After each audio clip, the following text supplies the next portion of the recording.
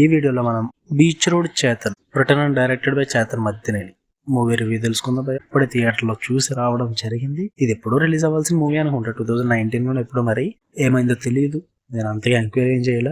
Present release అయింది, సరే అని చూడటం జరిగింది. ఈ మూవీ మొత్తం కూడా ఐఫోన్ లో రికార్డ్ చేశారు భయ్య. పర్టికులర్ కెమెరాస్ యూజ్ చేయాలా, ఓన్లీ ఐఫోన్ మొత్తం యూజ్ చేశారు. సరే చూద్దాం, కొత్తగా ఉన్న స్టోరీ ఏమన్నా ఇంట్రెస్టింగ్ ఉంటుందేమో అని చెప్పి వెళ్ళడం జరిగింది.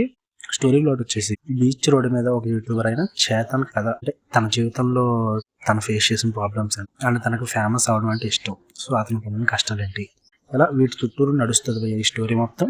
ఇక నాకు ఎలా అనిపించిందో విషయం తెలుసుకోవాలంటే మీరు కనుక ఛానల్ కొత్తగా కూర్చుంటే వెల్కమ్ టు స్క్రీన్ స్పేస్. వీడియోని లైక్ చేయండి. మీరు ఆల్రెడీ మూవీ చూస్తుంటే మీకు ఎలా అనిపించిందో కామెంట్ చేయండి. ఛానల్ని ఖచ్చితంగా సబ్స్క్రైబ్ చేసుకోండి భయ్య. ఫుల్ రివ్యూలోకి వెళ్ళిపోదాం. నాకు నచ్చిన పాజిటివ్స్ వచ్చేసి స్టోరీ అంత స్ట్రాంగ్ కాకపోయినా బట్ పర్లేదు అనిపించింది. ఒక స్మాల్ మూవీ కాబట్టి మరీ తినలేని స్టోరీ కాకపోయినా ఒక మాదిరిగా స్టోరీ లైన్ ఉంటే పర్లేదు.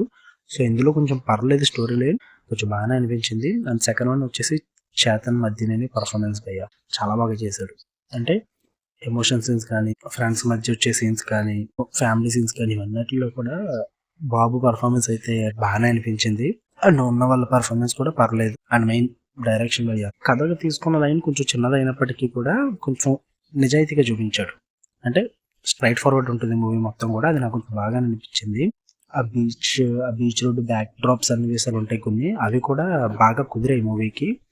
And music was good. కొంచెం సాంగ్స్ పర్లేదు, మరి అంత తోపు అయితే కాదు, ఇట్ వాజ్ ఓకే. మ్యూజిక్ మాత్రం బాగా సెట్ అయింది. నాకు నెగిటివ్స్ వచ్చేసి స్క్రీన్ ప్లే కొంచెం స్లో అవుద్ది భయ్య, లాగ్ అనిపిస్తుంది స్క్రీన్ ప్లే. అంటే కొంచెం చూపించిన విధానం స్ట్రైట్ ఫార్వర్డ్ ఉన్నప్పటికీ కూడా కొంచెం సోది ఎక్కువ ఉంటుంది. ఆ సోది నాకు అంతగా నచ్చలేదు, కొంచెం లాగ్ అనిపించి డిస్కనెక్ట్ అయ్యేలా చేసిందండి అయితే మూవీకి. అండ్ ఈ సీన్స్ ఎక్కువ డ్రామా నడుస్తుంది, ఆ డ్రామా అవసరం లేదు కానీ మరీ ఎక్కువ పెట్టారనిపించింది, అది కొంచెం మైనస్ అనిపించింది అయ్యా. అంటే అలాంటి చిన్న చిన్న స్టోరీస్ తీసుకున్నప్పుడు స్క్రీన్ ప్లే అనేది కొంచెం మనల్ని హుక్ చేసే విధంగా ఉండాలి, అలా లేకపోతే చాలా కష్టం. నేను అదే ఫీల్ అయ్యా. మరి ఇంట్రెస్టింగ్ అనిపించలా, ఏదో అలా అలా వెళ్ళిపోయిందంటే అంతకుమించి అయితే ఏం లేదు భయ్య. ఆన్ టైం అయితే వాచబుల్ అనిపిస్తుంది, బట్ థియేటర్కి అయితే అంత నేను రికమెండ్ చేయను.